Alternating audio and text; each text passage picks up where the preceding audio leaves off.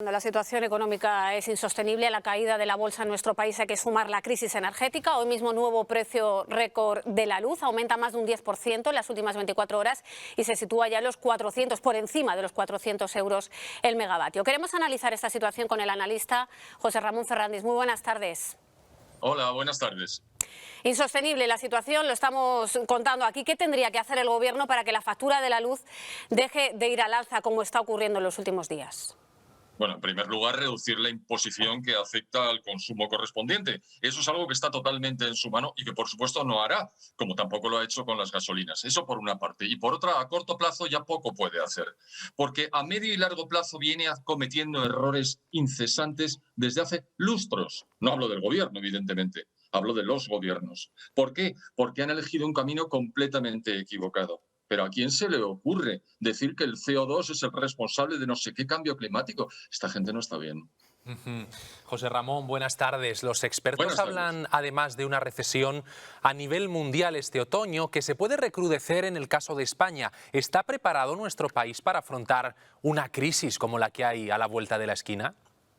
Nunca se está preparado para soportar lo que una crisis lleva consigo. Básicamente, mira, se acaban de reunir en Jackson Hole los responsables máximos de los organismos que tutelan o supervisan el precio del dinero, por decir así. Es decir, básicamente la Reserva Federal y el Banco Central Europeo. Tenemos una inflación salvaje que ha sido generada y obtenida después de 10 años de tipos de interés negativos. No sé de qué se extrañan. Bien, ahora vamos a necesitar un largo periodo para reconducir la situación. Es decir, vamos a tener que subir los tipos de interés. Y como vamos a subir los tipos de interés, eso per se va a generar una reducción en la actividad. Es decir, una depresión, una profunda depresión de la que saldremos, claro que saldremos, en cuestión de años, pero no de meses. Madre mía, en cuestión de años, es que eso suena tan lejos y con el agua al cuello como estamos todos. Este verano ya se ha bautizado como el más caro de la historia, pero es que ahora viene el invierno, septiembre, viene el frío un poquito más adelante. ¿Qué va a pasar con las facturas de la luz y el gas este invierno? ¿Va a seguir encareciéndose el precio, previsiblemente? ¿Qué vamos a hacer? Bien, lo que vamos a hacer es reducir el consumo. Es decir, no podemos mantener el mismo patrón de consumo cuando los precios de todas las variables que intervienen en él se elevan. Como nuestros ingresos no se elevan, necesariamente tenemos que reducir el consumo. Y ahí ya cada uno con su patrón elegido. Es decir, tendremos menos calefacción, tendremos menos alimentación, tendremos menos desplazamiento, tendremos menos de todo. ¿Por qué? Porque no habrá incrementos reales en nuestra capacidad de compra, en nuestros recursos financieros disponibles. Por lo tanto, a pagar, a sufrir. Que no se resuma en eso, en que tengamos que sufrir al final los ciudadanos. La bajada de impuestos por parte del Gobierno no la vemos clara, pero no sé, a lo mejor en la reducción del consumo, no sé, ¿podría pasar por alguna medida que nos pueda aliviar un poco?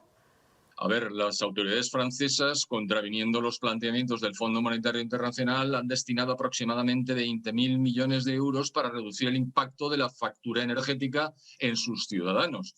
Eso es lo que ha hecho Macron, pero dudo mucho que lo haga el gobierno español, que no contempla siquiera la posibilidad de reducir los impuestos, porque esto supondría reducir su capacidad para gestionar el gasto, que a su vez está orientada a la obtención de votos. Yo creo que eso está claro y que no se va a producir. En medio de esta crisis energética, José Ramón, España sigue con su plan de acabar con las centrales nucleares de nuestro país. ¿Qué efecto va a tener esto en la economía y en el futuro energético de España? ¿Y qué te parece esta decisión del Gobierno?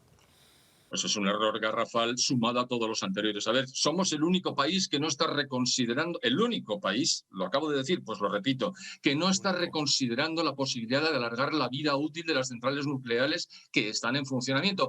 Todos los demás lo están haciendo, dejando de lado a aquellos que han decidido construir. Pero claro, desde que se toma la decisión de construcción hasta que empiezas a consumir los kilovatios que produce una central nuclear, pasan 10 años. Así es que eso ni lo valoramos. Lo que sí tenemos que valorar es continuar con las centrales que tenemos en marcha, pero no. El gobierno español ha decidido que tampoco, eso tampoco. No solo destruimos las centrales de carbón, las volamos, las dinamitamos, porque seguramente nos sobra, aunque ellos dirán que el carbón es muy contaminante en términos de CO2, ignorando que el CO2 no contamina. Pero en fin, la situación es esta. Es decir, es el peor gobierno de Occidente. Sí, desde luego, vamos, escuchando a los expertos como usted, José Ramón, no nos queda duda. Le va a hacer una pregunta a Rubén Herrero, que está con nosotros. Hola, buenos días. Gracias. Hola, Rubén, Ramón. buenos días de nuevo. Bueno, coincido plenamente con el diagnóstico que usted está desplegando. Le quiero preguntar al respecto de la ley de confiscación a los autónomos que acaba de ser aprobada en el Parlamento de forma inédita con el apoyo del Partido Popular. ¿En qué medida esto va a continuar castigando la productividad, ¿no?, de nuestras clases medias?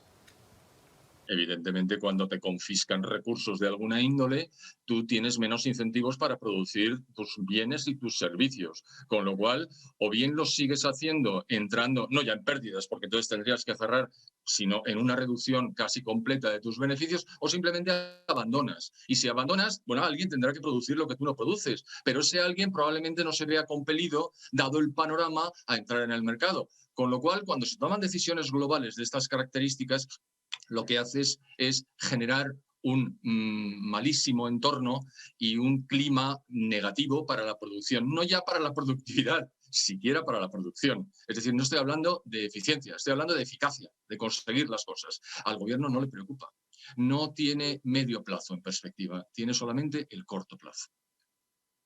Nos acompaña, le quiere lanzar una pregunta. Hola, muy buenos días. Mire, estaba hablando antes de que la crisis va a tardar años vamos a tardar años en recuperarnos, ¿no?